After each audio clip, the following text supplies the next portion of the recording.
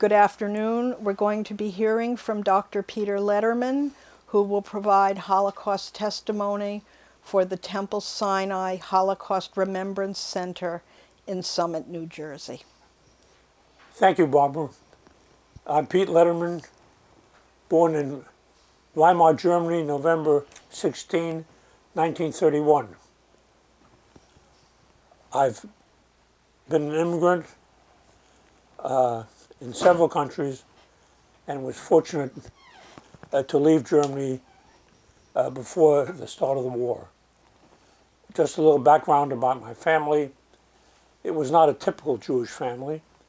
My father had a PhD in economics and was the deputy head of the audit department of the Bank of Turingen.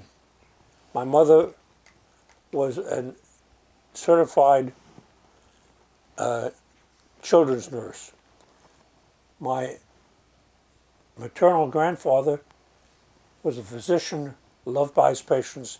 I never knew him. And my grandmother on that side was from a minor aristocratic family and Lutheran. So they were an early mixed marriage. On my paternal side, my grandfather was a owner of a lumber yard and hardware store. And my grandmother came from a family of furriers.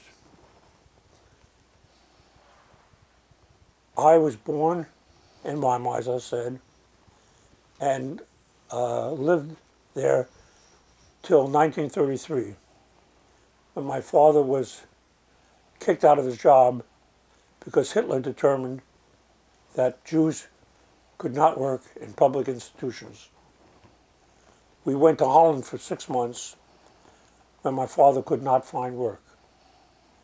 We moved back to Germany, to the town of Gotha, which had about 40,000 in population and had a Jewish community of about 100 families.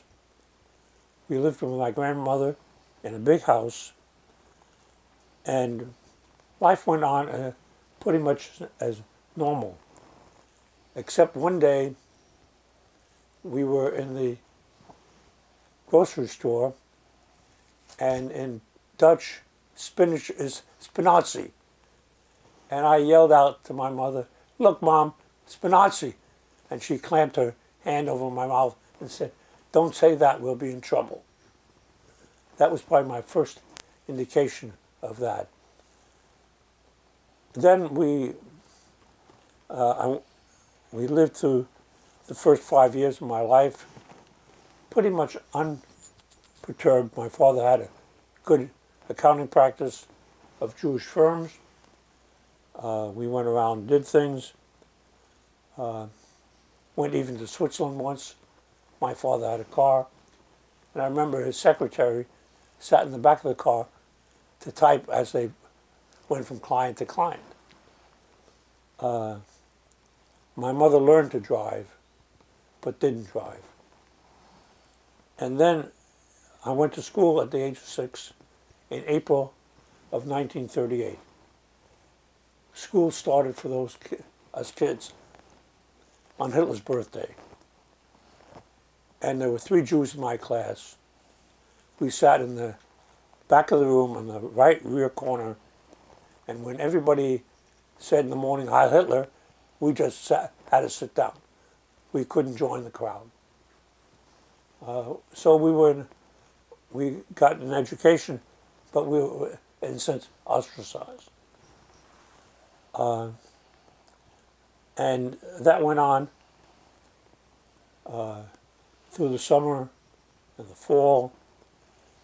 And I was asleep on Kristallnacht when they took my father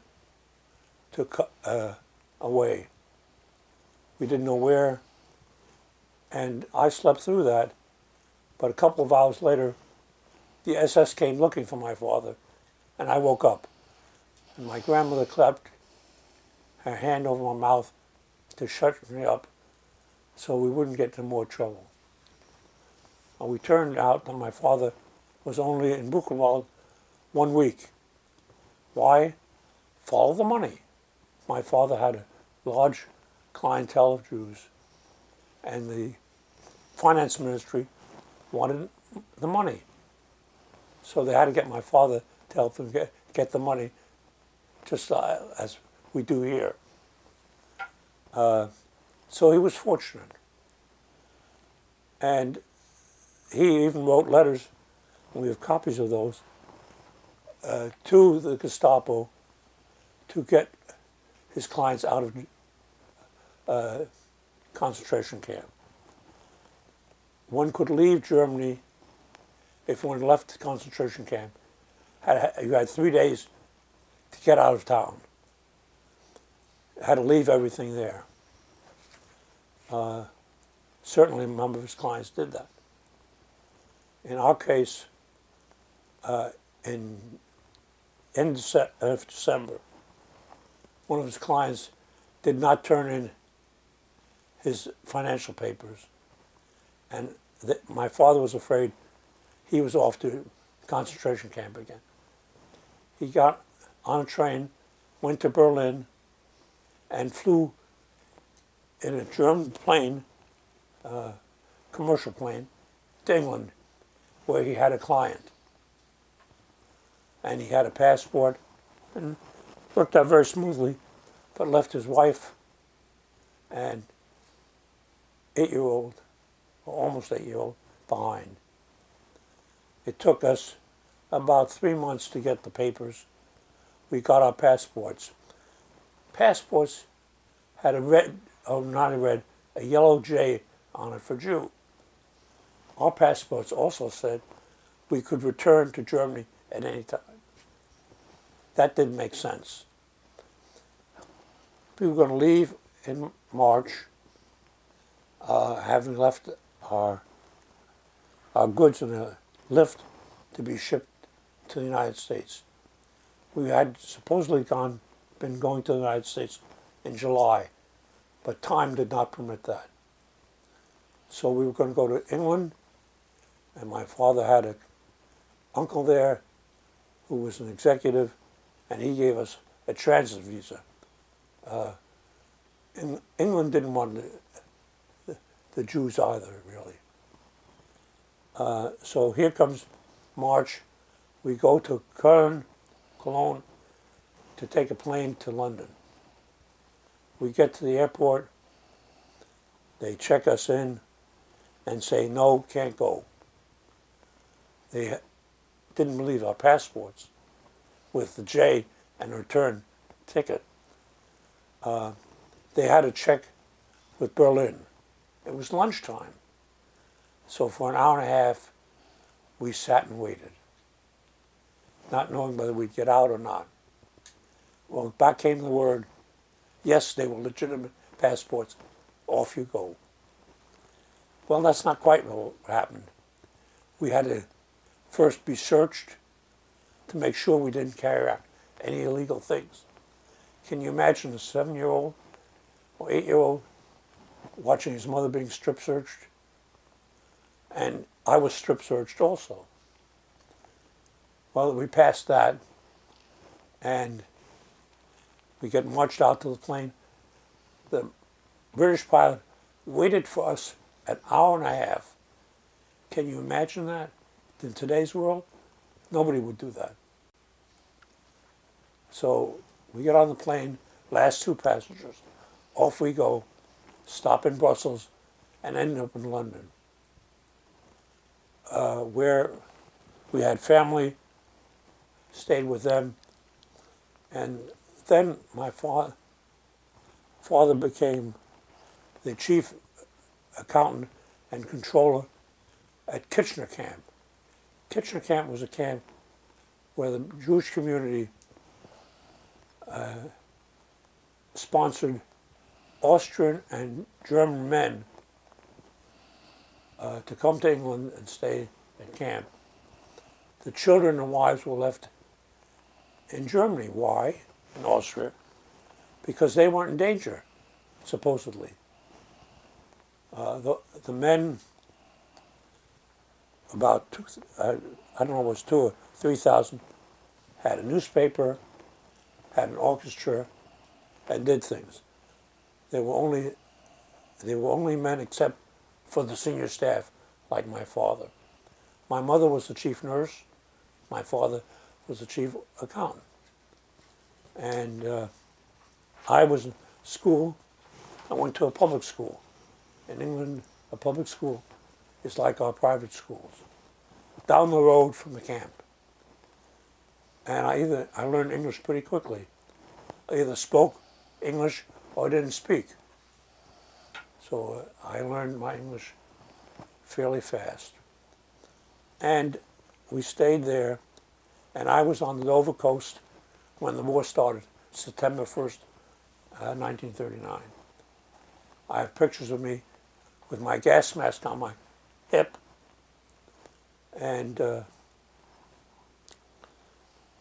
then we were evacuated. I went back to London. School was evacuated to the Midlands. And we waited to go to the United States.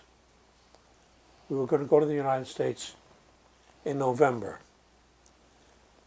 I was lucky. I got appendicitis. I didn't get on that ship. That ship was a British ship, was torpedoed with all aboard sinking.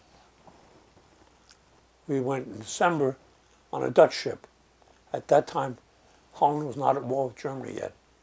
So we went across the Atlantic, lights blazing, full steam ahead. December in the Atlantic is not exactly calm, but we managed. We got to the United States, and even before that, when we landed in Brussels, we had a sigh of relief. Because why? We were getting out. We were free. And we were lucky. So in this whole time, luck was as important as knowing the right people. Anyway, went to the United States, settled in Queens, went to school there. My father, who had been a CPA in Europe, became a CPA very quickly here, had his own practice. My mother was a caretaker, and we managed because the money we didn't really have. If I remember correctly, my parents had gotten $1,000 out to Switzerland before we left. And where did I go from here?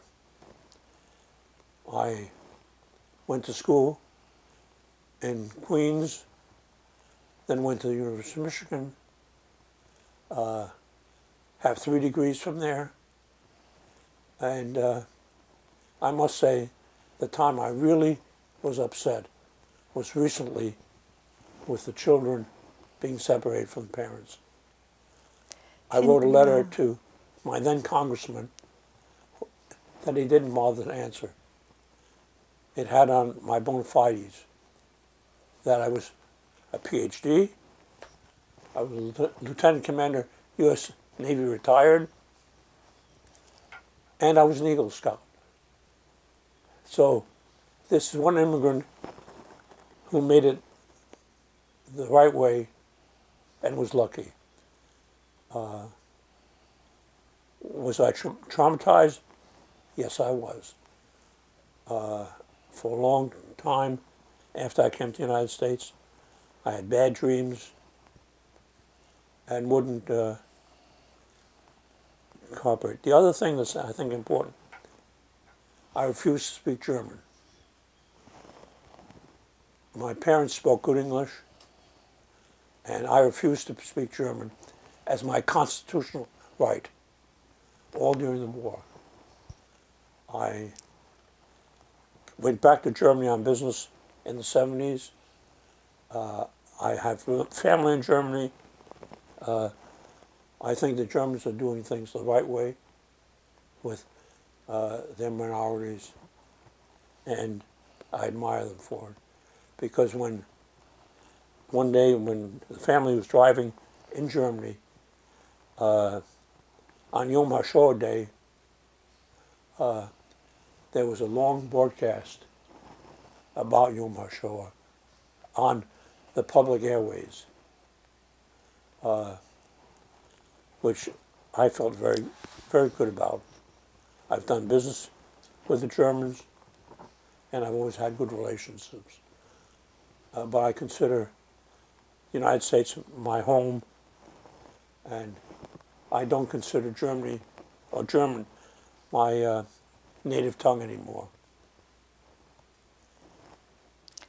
So I wonder if I can ask you this. I'm sorry? I want to ask you about your grandparents. Yes. Who My grandparents wanted to get out. It's my father's parents. And we tried to get them out. It was too late. We couldn't get them out. My grandfather was head of the German community in his town for 30 years. He and his wife went in 1943, were taken to Theresienstadt, Terezin, and died there in I think early 45.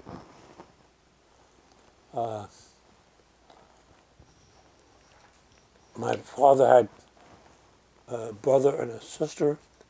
The sister died before the war. The brother was a lawyer, and as far as I understand, helped defend the Reichstag 7, the people who claimed were attacking the Reichstag in the 30s. And then he was really hounded, as we see today. If you're not my friend, you're my enemy. And if you're my enemy, anything goes. I don't think you want to repeat that. When you were growing up in the States, did your parents talk about what had happened? Talk about those loved ones who were lost? Good question. My parents, and I think most people who had experienced the Holocaust, never spoke of it until the 80s. My parents were dead by that time. It was too traumatic, and they wanted to forget. Couldn't forget. Why burden others? Today, as you look back, both at what happened from the perspective now of your years, is there anything more you would want to add about the Holocaust or the genocides that have happened since? Well, I think the question often comes up, what could we have done? And I think there's very little we, the Jewish community, could have done.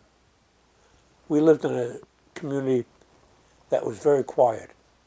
We didn't have the riots and store break-ins that they had in Berlin.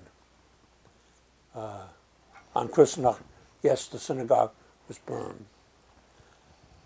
And we had a Nazi living upstairs in this big house my grandmother had.